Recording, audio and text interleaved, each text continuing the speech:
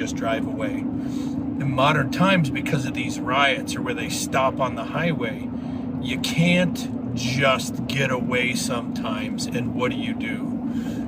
And then there's guys that, I've trained recently who have been stuck in these protests on the highway.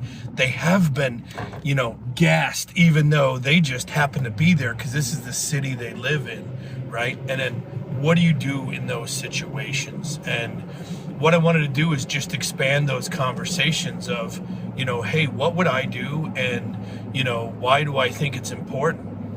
Right. So I normally carry a backpack. I can get to it at all times. Right. And, I carry a few items in that backpack that I think will help me out of a situation. Right. The items that I carry in the backpack is I carry a change of clothes. Why would I do that? Well, the change of clothes, if you go and watch any of the riot or people leaving their vehicles, what'll happen is if the crowd picks you out and your vehicle out, let's say you get out of the car, you got on a white shirt. Everyone's like, hey, it's the guy in the white shirt. So I always carry a change of clothes. I always carry black. Why? Most protesters, most people in those situations are wearing black. You want to blend in as best as possible. So if they're saying it's the guy in the black hoodie and there's 70 guys with black hoodies, like, it's going to be hard to single you out of the crowd. Now, as soon as I get away from the immediate area, turn a corner or whatever, I can take that off and go back to whatever I'm wearing, right? So I always carry some clothes. I carry some gloves, right? Gloves could help me, like, I don't know, if glass breaks or anything like that, I would recommend having some gloves and putting some gloves on, right?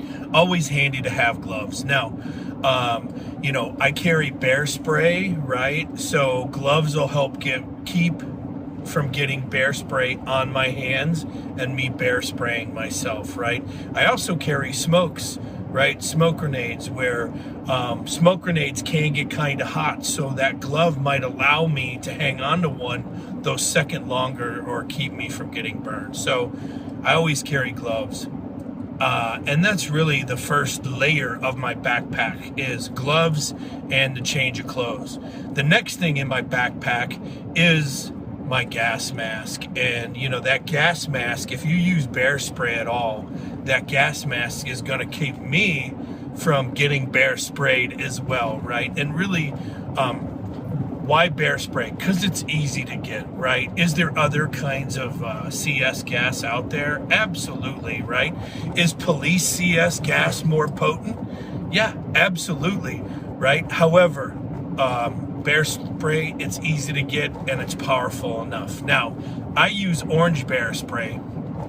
The reason I use orange is it'll mark the people I sprayed for positive identification as I'm trying to evade the situation. Also, if someone was wearing a gas mask, I can use it and I could take away their visibility, right? So even though they may not be breathing CS, right, or the bear spray, at least I'll take away their visibility to where they're either A, have to take the mask off, or B, somehow wipe the lens clean or do something, right?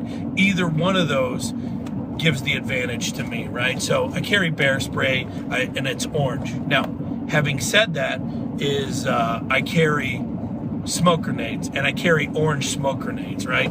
And here's the reason why I carry orange smoke grenades is bear spray's orange. So if I bear spray people and they start yelling gas and get away from my vehicle, when I throw the smoke grenade, and it's orange as well, it's a little psychological factor where they might think that smoke grenade is gas also. Now, you could also throw the smoke grenade out and start yelling gas, and people will think it's CS, right? And they'll start running away. That could work as well. So it's a little kind of play, psychological play there, but I carry the orange smokes. Now, you got to know which way the wind's blowing, right? You got to test the smoke before you throw it. The smoke's going to give out a little bit of flame when it starts, before it starts smoking. So what I would say is open your sunroof, crack the window, put the flame out the window. Trust me, someone will back off because they don't want to get burned. And what you want to do is get a little smoke outside the vehicle to see which way the wind's blowing. And then throw the smoke into the wind, right? That way the smoke clouds where you are. So when you get out of the vehicle, people may not notice, and you might be able to get away before they notice that you actually got out, right? So the smoke just kind of obscures people's vision enough for you to do what you got to do. Now, you know, modern times, everyone's carrying a camera phone. I'm sure someone's recording it.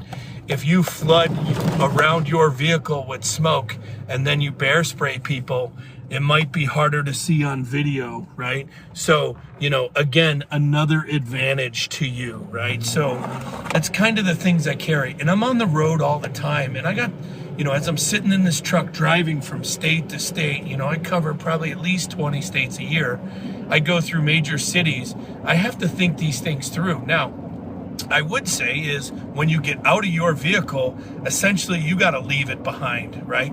You could come back for it later, but if you leave the vehicle behind, I would tell you, take the keys with you, right? Might get some windows broke, might get some damage to your vehicle, right? So what? Damage to the vehicle is not, you know, damage to you or your family. So let them have the vehicle, let them ruin the vehicle. Who cares, right? You can get another one. So the vehicle is just to make sure that you don't get harmed. They can do anything they want to it. If you're going to leave the vehicle behind, what you need to do is take the keys and then make sure that you could come back later, because what if the riots pass, right? Maybe in the next 2 or 3 minutes, you could come back, get in your vehicle and drive away, right? I say come back, right? So if you leave the vehicle, you don't want to get too far, right? You don't want to just leave the area, leave it on the highway, because, you know, it'll take you a little while to get it back. So, and the best thing you could do is get out and blend into the crowd, right? That's the best thing you can do. What would cause me to get out of the vehicle, right? I am in fear for my life, and generally speaking, that would start by someone breaking the windows, right? Someone breaks a window, they start coming in the vehicle. This might be a good way and a good time for me to start my exit. However, before it gets to that point, you should be leaning forward, have your stuff ready, so where if someone, you know, breaks a window, maybe you drop a smoke grenade inside your vehicle so they can't see what's going on in the vehicle. Maybe next you throw a couple out back, or they break the window, you instantly go to bear spray, right? What I'm telling you is there's no set pattern, right? And you need to be able to escalate according to whatever the situation throws at you. But I would say this, once they broke the windows and they're in the vehicle, right, this is where you or your family's personal safety, right? You got broken glass, you got all these things. This is where your personal safety starts the you probably need to get out of here process to save your life or your family's life, especially in these mob-like situations.